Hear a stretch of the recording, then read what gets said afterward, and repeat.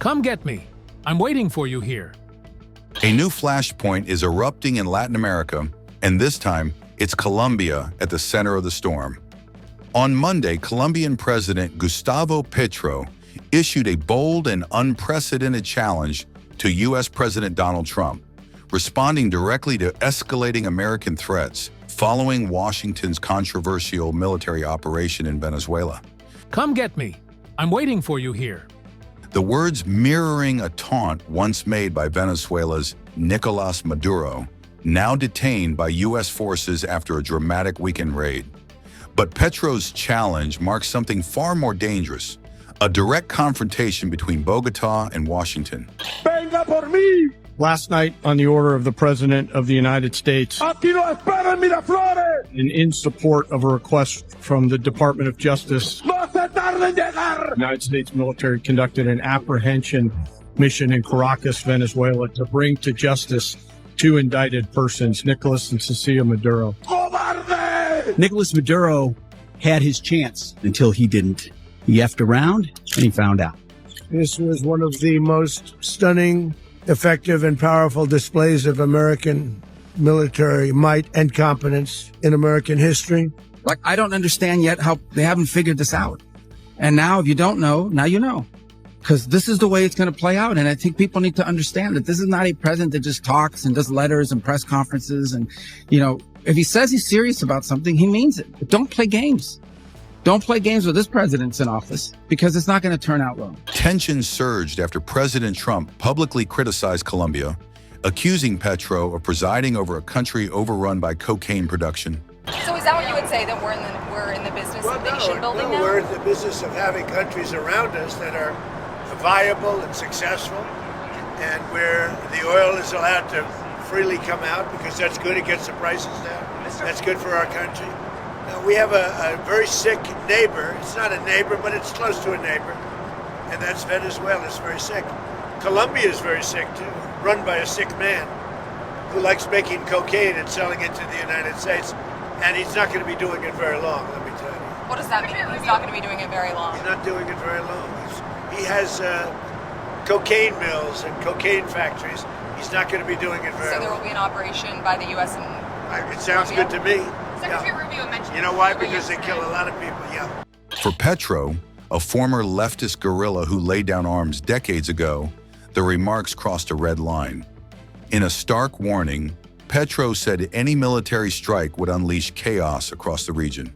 If they bomb, the campesinos will become thousands of guerrillas in the mountains. Petro added that while he once vowed never to take up arms again, he would do so for the homeland if Colombia were attacked.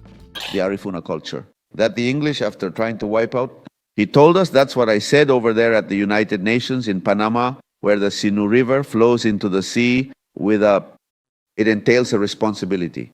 And how do you control the sea? They have threatened Mexico militarily, which has a part in the Caribbean. I told Trump, brother, you're getting deeply involved with these dangerous drug traffickers. You even pardon them. And yet you're attacking those who could help you. If your real goal was to defeat drug trafficking, who knows the Caribbean better than we do? Who knows Colombia better than Colombians themselves? Those who seize the most without killing anyone? Hundreds of tons of cocaine that Colombia seizes. But that's not the point they're interested in. The point is control. The Caribs sailed the Caribbean Sea. That's why it's called that. South American, which is Santa Marta, Colombia. That's where we talk about these things. That's how humanity has been built. Trump, somewhat smarter than Netanyahu. So now we're in a second scenario after Gaza, the Caribbean. 100 dead, it could be thousands if they unleash the invasion. They tell me that I'm defending a dictatorship. What I defend and want to defend is life in the Caribbean and the people who live in the Caribbean.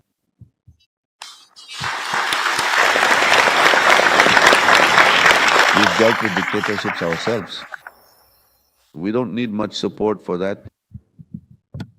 If the people want it, they free themselves from dictators, and we certainly have freed ourselves from dictators in the Caribbean. They're not here because they can't leave, or they can leave, but they can't come back.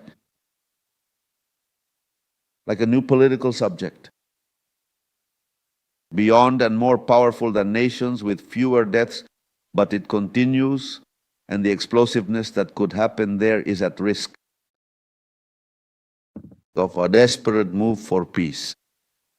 They just seized the ship. It's piracy, a tanker, it's oil. In other words, they're showing why they're doing what they do. Oil, oil, and oil. But oil is about to die as a driver of economic development for nations. So we have to consider a different kind of development. What should we do? We can't have the same military power, we can't have the same financial power, but we can have other kinds of power. This is the beginning, coming together. That's why I hope we can hold a summit of all the peoples of the Caribbean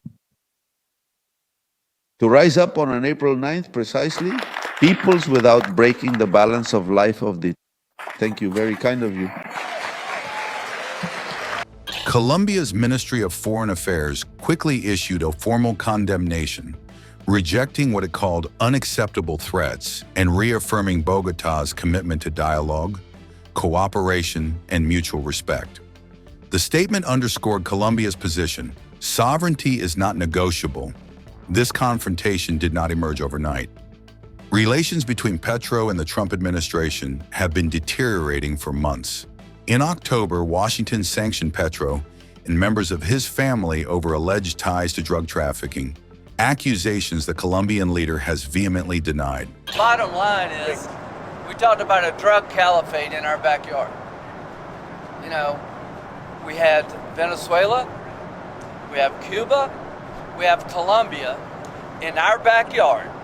And these three countries have been condemned ever since I've been in politics. Joe Biden put a $25 million bounty on Maduro's head. Chris Smith, today he got inaugurated, said, I hope Trump will hold Maduro's feet to the fire. You did. So what has he done? He's going to clear our backyard of a drug caliphate, countries run by narco-terrorist dictators who murder, rape, send drugs into our country to kill thousands of our citizens.